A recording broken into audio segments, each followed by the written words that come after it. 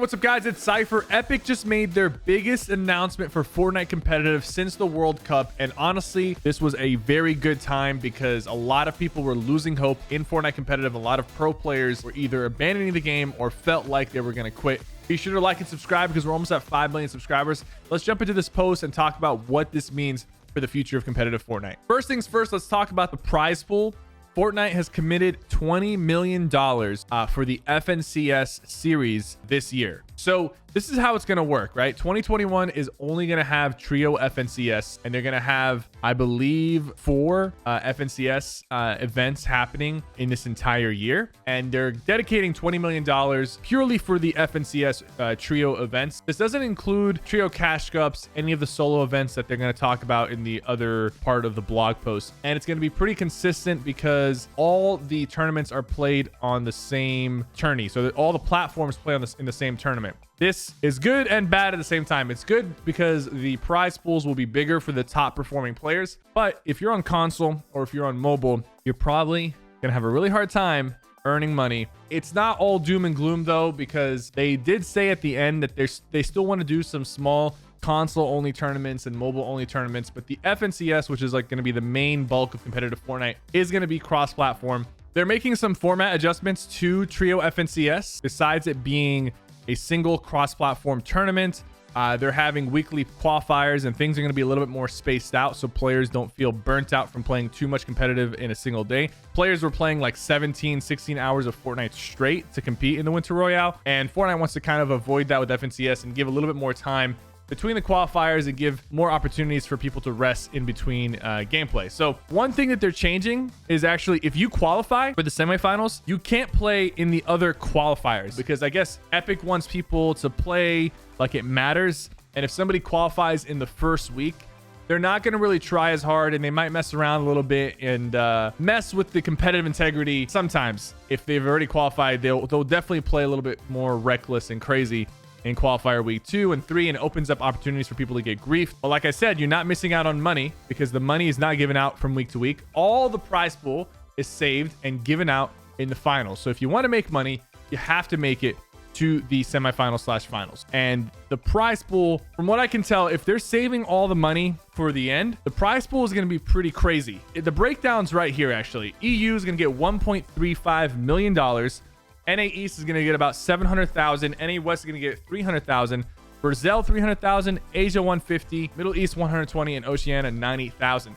But that means that that prize pool is actually going to be distributed among the top 100 players in the finals. So I can imagine that first place for EU in the grand finals, each player could be walking away with over $100,000. That's a little bit less than the first ever trio FNCS, where some players were walking away with 40K like every week of the qualifiers plus the finals. But this is definitely a step up, and it is going to reward the consistent top pro players. At the end of the day, guys, this isn't a charity. For competitive tournaments should be about rewarding the players who grind the most and make it to the top. You know, you can have tournaments like the Winter Royale where people in like 1000th place get like $200 and it makes them feel good and it motivates them to keep competing. That's fine. The top of the line competitive events needs to be about the top players performing and staying on top and winning big prizes to motivate them to keep grinding. Because what was happening is a lot of pro players lost the motivation. They saw the prize pools were getting smaller. The events were like not as consistent. This is their livelihood. You know, they play competitive Fortnite for a living and the consistency was going away. So some of them were retiring, moving on to different games.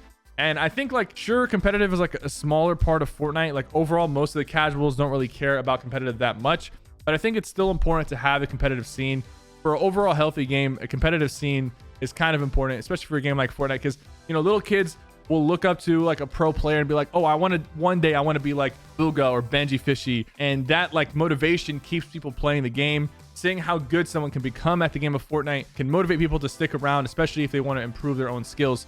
So this is great. Honestly, Epic has done a great job with this announcement. They also, like, the rest of the blog post is talking about some broadcast changes. That's not that important, but let's talk about the competitive gameplay changes. Okay, so this is like the first time Epic has truly addressed different loot pools between competitive and pubs. They've had different loot pools where some weapons will come in and they'll only go to pubs, but this is the first time Epic openly is like, okay, we are gonna make patch note changes and gameplay changes that only affects competitive, because we feel like this will create a more competitive experience. We finally are getting some patch notes in the form of these competitive changes, and I'm all for it. Like this form of communication is perfect. So this is what's going to happen. This is going to affect competitive playlists before FNCS even starts. So this is going to affect arena and competitive tournaments. The lever action shotgun is in the game. That's already been added.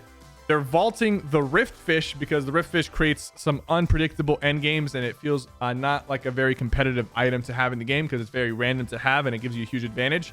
They're vaulting Shockwave also for the same reason, because Shockwaves, while they're cool for mobility, in endgame when everybody's, you know, rotating and tunneling, Shockwaves create a lot of randomness and uncompetitive moments, in my opinion. They're also removing the elevators and IO guards. If you're wondering what the elevators are, those are the IO guards. That's what they use to get up.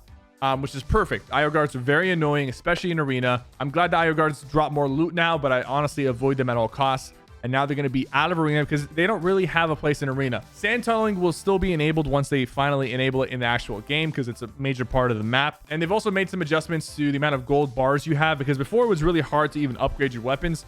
I still think that every NPC should give you the option to upgrade weapons, because right now it's like certain POIs have the luxury of being able to upgrade their weapons to purple and gold, and other POIs don't even have an NPC even nearby at all. And not every NPC can upgrade, only certain ones can. So I think they should standardize that, because before we had upgrade stations all over the map. Every single POI had an upgrade station, and now we have like a handful of NPCs that upgrade throughout the map, which is very inconsistent and not very competitive. So that's something that they should probably consider, is making all the NPCs give you the option to upgrade your weapons using gold.